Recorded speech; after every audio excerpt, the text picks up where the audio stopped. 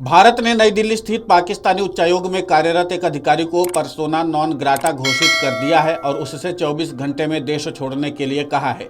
भारत ने यह कार्रवाई पाकिस्तानी अधिकारी के अपने कार्यक्षेत्र के इतर अन्य तरह की संदिग्ध गतिविधियों में शामिल होने के कारण की है। पहलगाम हमले के बाद से भारत लगातार संदिग्ध पाकिस्तानी अधिकारियों को देश छोड़ने के आदेश जारी कर रहा है।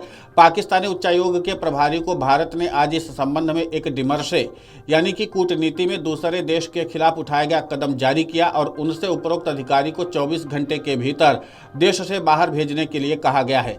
इस संदर्भ में आज पाकिस्तान उच्चायोग के कार्यवाहक उच्चायुक्त को एक कड़ा आधिकारिक विरोध पत्र जारी किया गया।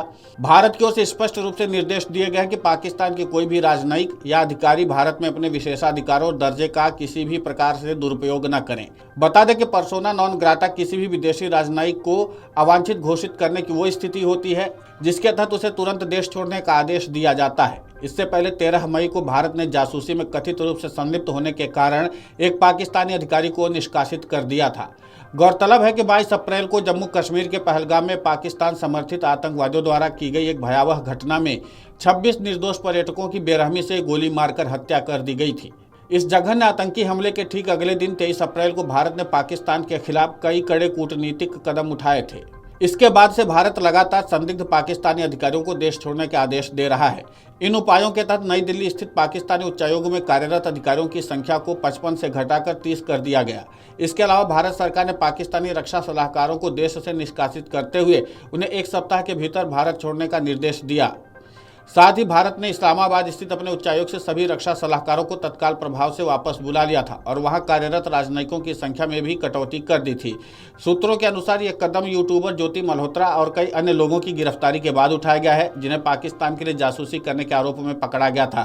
भारतीय अधिकारियों का कहना है कि अधिकारी अपनी आधिकारिक स्थिति का दुरुपयोग कर ऐसी गतिविधियों में शामिल था जो भारत के हितों के खिलाफ थी। इस संबंध में पाकिस्तान हाई कमीशन के चार्ज डी अफेयर्स को एक डिमोर्से जारी कर सख्त चेतावनी दी गई है कि उनके राजनयिक अपनी स्थिति और विशेषाधिकारों का दुरुपयोग न करें। यह घटना हाल के महीनों में भारत पाकिस्तान के बीच बढ़ते तनाव की एक कड़ी है।